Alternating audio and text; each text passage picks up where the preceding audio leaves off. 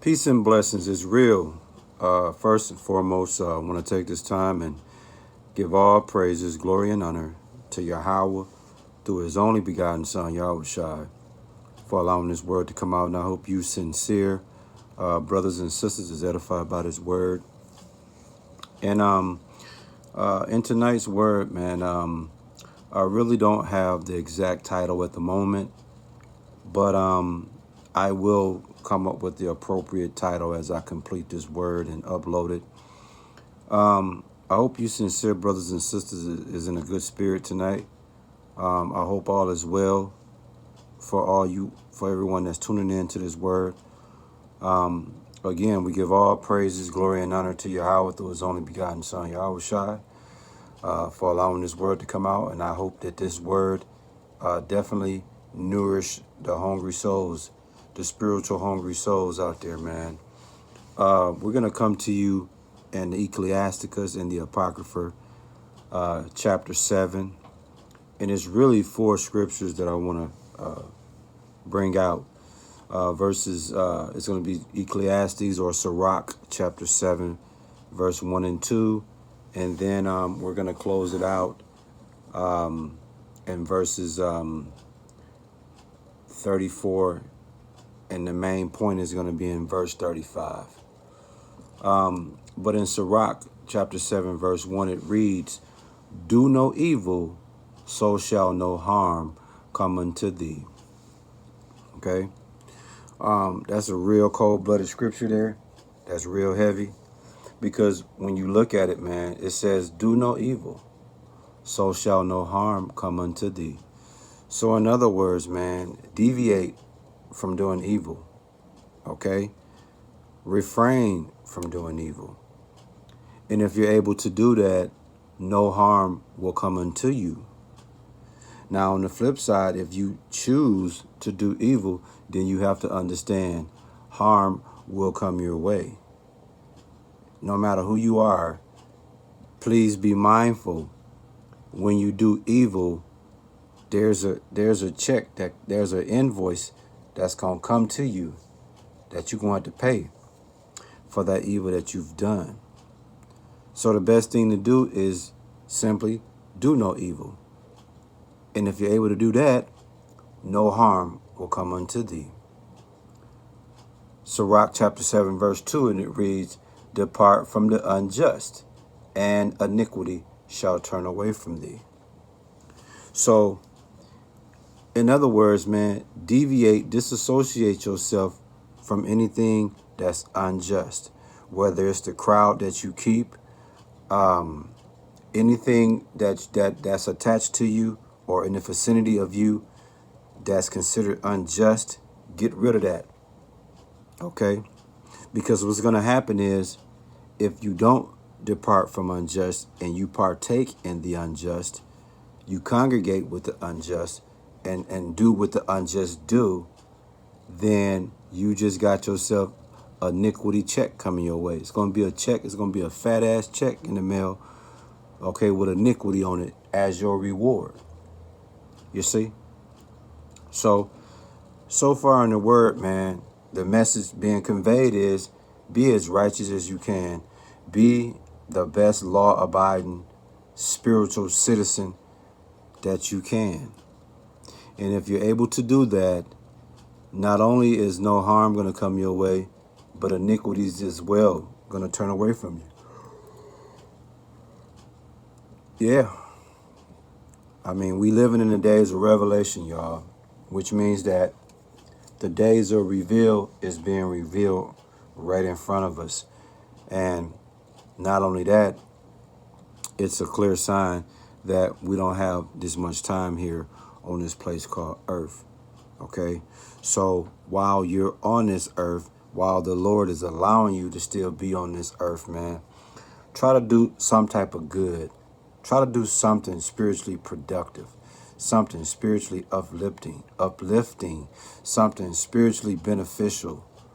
Okay? Again, in Sirach chapter 7, verse 1 and 2, it reads, "Do no evil, so shall no harm come unto thee. Depart from the unjust, and iniquity shall turn away from thee." You see that? And now we're going to get into, we're going to stay in Sirach chapter 7. We're going to go down to verse 34, and we're going to close it out, the main point, in verse 35.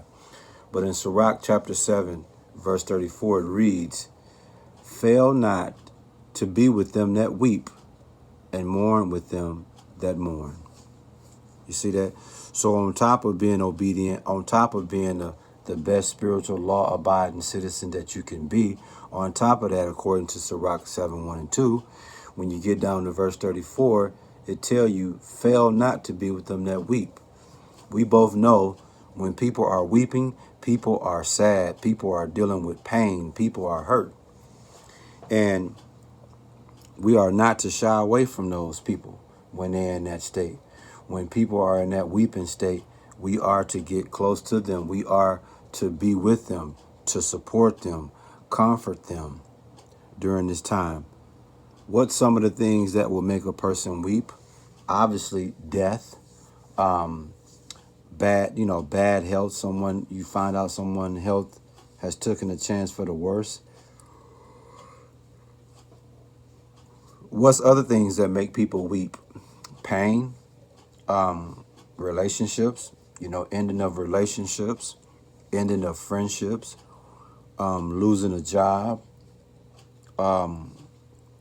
It's a lot of different things that, spearhead people weeping. Okay. And when you know people that's going through that, or when you know people got they weeping going on, your job is not to shy away, but to get close to these people, man, and comfort these people. A lot of people have the stance, well, that's on them. They'll figure it out. Ain't got nothing to do with me. That shouldn't be the approach that you use, brothers and sisters. Just because you might be in a place of comfort, just because you might be in a place where you good, you have to be mindful that there's people out here that's not good. You might be living a life of laughter, but you got to understand there's people out here that's living a life of weeping. And if you have an opportunity to be around someone that weep, go and support them, man. It says, fail not to be with them that weep, and mourn with them that mourn. See that's twofold. So when it comes to mourning, obviously death is one of the main things that's symbolic to mourning. So someone that has suffered a loss, whether it was a parent or a spouse or a sibling or a best friend. If you have knowledge of this, you are to go and mourn with them. You don't know how valuable that is. You don't know how appreciative that is. You don't know how much of an emotional gesture that is to be able to mourn with them that mourn. Okay? So you don't shy away from those that weep, and you definitely don't shy away from those that are mourning. And we're going to close it out. And the main point of this word is in Sirach chapter 7, verse 35. And it reads, be not slow to visit the sick, for that shall make thee to be beloved. All right. What you see on the screen is a man that's sickly, obviously. And what do you have? Someone visiting him, more like his son or grandson. Okay. Or it could just be a family member. But do you see the appreciation? Do you see how the one that's sickly appreciate the visit that he got? It says, be not slow to visit the sick, for that shall make thee be beloved. My auntie, if you've been following my videos of late, my auntie, man, is really sick. She's been in the hospital since September. And I was slow. I was guilty of Sirach 7:35. When it says, be not slow to visit the sick, I was being very slow to visit my auntie who's sick. And I was slow because I didn't want to see her in the condition that she's in. I like to see her in a better, I like to see her when I've seen her at her best, health-wise. So I wasn't ready to embrace seeing her as her health as majorly declined. But I realized at some point I had to go and see her, and I did do that. And I also did a quick video letting you know I finally made it out to see her. And it was such a beautiful thing to be able to sit with my auntie and we talked. You know, this is one of my favorite aunties. You know, we talked and, you know, so I saw how she appreciated my visit. And just like you see on the screen, this elderly man, this sickly man, appreciate the visit. So what am I saying, brothers and sisters? If you have friends, loved ones that's sick in the hospital, man, be not slow to visit them, man. Go out there as often as you can, as soon as you can. Because when you do that, you're going to be beloved for that. You're going to be appreciated for that. So as I get ready to close out this word, man, I would just say, I'm going to name this word, be not slow to visit the sick, for that shall make thee to be beloved, man. And that's real. I hope you, sincere brothers and sisters, was edified by this word. I hope this word was able to nourish your spiritual hungry souls, man.